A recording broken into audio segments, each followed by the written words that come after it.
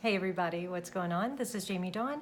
I am your professional psychic advisor, success coach, evolutionary, revolutionary, and I'm bringing you this video on June 3rd, 2018. So we have quite a bit of activity that is happening this week where I feel I want to give you a little bit more of the energetic aspects to it, not just the astrological pieces, and hopefully will bring about some form of understanding as to the why you may be experiencing or feeling certain things. So right now we have a grand water trine, and I mentioned this on my radio show which is on Thursday mornings at 9 a.m. at www.12radio.com. And what I mentioned about this grand trine is that it's in water signs, which can make us feel passionate. It can make us also feel very intuitive and emotional. And with them being in a trine aspect, that just means that it may feel a little easier, free-flowing. It may have this opportunity to be able to happen naturally. Like we just feel things naturally. Our intuition is spiking, and the way that it flows to us, we don't have to do a whole lot with. Now, the interesting thing is that we've got Venus in Cancer, Jupiter in Scorpio, and this Neptune in Pisces trine that is happening. And we have to pay attention because with that Venus in Cancer trining to Neptune in Pisces, it could very well mean that we have some rose-colored glasses, or as they say, love is blind when you have Venus involved because there's this relationship aspect to it, that we may just be sugarcoating or not dealing with certain things in their reality. Now, with that Jupiter in Scorpio, Scorpio loves to be authentic and get real. There is the ability to get to the bottom, to be able to dive underneath the surface even deeper with that Jupiter in Scorpio to get to the truth of where our relationships are and how we really feel about our relationships, about someone in particular. Now, this doesn't just mean romance, but with Venus involved, it often is associated with romance. It may also be what we're attracting into our lives. So we may be looking at our financial aspects as well and how we're attracting opportunities. Jupiter loves to bring opportunities to us. So it could be opportunities for a deeper understanding of where we're putting our resources, like money that we're attracting, or how we're navigating through our personal relationships, or how we're navigating through the love, the things we love. I'm going to go back to this common theme. If you don't love it, if it's not bringing you joy, it's going to come up and out for you to look at to transform it, because we can't be our most authentic selves if we are pretending to squelch or to suppress the things that we ultimately want, the things that we desire, the things that we really love. Now, does that mean we act on every single thing we desire? Well, no. There does come a certain element of discretion that comes in, and that's where our Sun-Mercury conjunction that we have at the beginning of the week is going to help us. Now, it is squaring Mars at first in Aquarius, and so there is going to be quite a bit of tension that may come up in our thoughts. We may be doing a lot of this back and forth mercurial kind of thing in our minds that says, well, okay, I know what I feel and I know what I desire, but what about this or what about that? Because we're dealing with the Sun and Mercury in Gemini. It can see two different aspects at all times. It has two different minds. And Gemini loves to connect. Now let's look at Mercury for 1 second, because Mercury not only is a planet, but Mercury rules Gemini. And so as a planetary ruler of this sign, Gemini, there is a stronger mercurial aspect to it. Now, Mercury is a very powerful tool in alchemy that we use in order to get us out of inertia.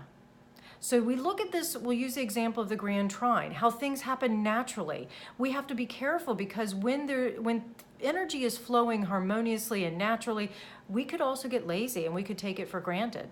So we may be taking some of our relationships for granted, or we're taking some of our monetary investments for granted, or maybe we're being deceived. And we're just taking for granted that, you know what, I'm okay. I'd rather be the ostrich in the sand and keep my head in the sand, right? And so when you have mercury involved, that beautiful chemical of quicksilver and mercury, is that what's going to happen is it gets in and it pulls us out of that inertia. It pulls us out of it takes the impurities out of whatever the situation might be. So we may be faced with certain things this week, different, for example, someone that I know got into a car accident this morning. Now, everybody's okay, thank goodness, and it's not the end of the world and that sort of thing, but it's enough to be able to kind of stir up some energy that says, okay, I need to pay attention to maybe my driving, or I need to pay attention to, now I have to deal with insurance companies and that resource of a vehicle and getting a ride or whatever, right? So we take for granted things like a vehicle and that we can just get in our car and go wherever we want to. This is a small example. Now, the other thing that we may bump into this week as well is we've got Venus and Pluto in Capricorn, Venus in Cancer, they're opposing each other. When you've got this planet Pluto involved, it does want to transform things. Pluto is that furthest planet in our solar system that we know of, that we've identified with, that takes our soul essence, it takes the energies, the ideas, this mercurial idea that has come into a physical form, that's Saturn, put it out into the cosmos, the consciousness, that Uranus, Neptune, and it says, now that we've learned all that we need to and we had that structure in place for a while, it's time to break it up a little bit. Pluto in Capricorn wants to break up those structures, not to destroy them, but to transform them, to give them new life, to give them another perspective.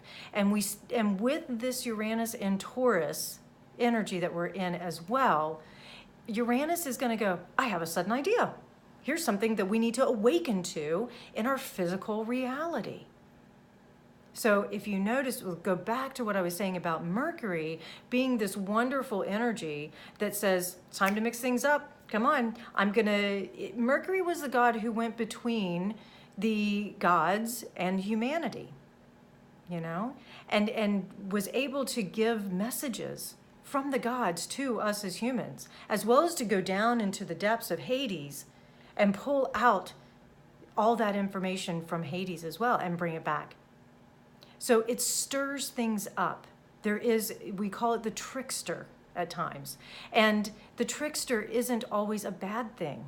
There isn't a good or bad here. There is a difference of thought. And so all of this gets stirred up this week. We may feel like we're having our own personal Mercury retrogrades.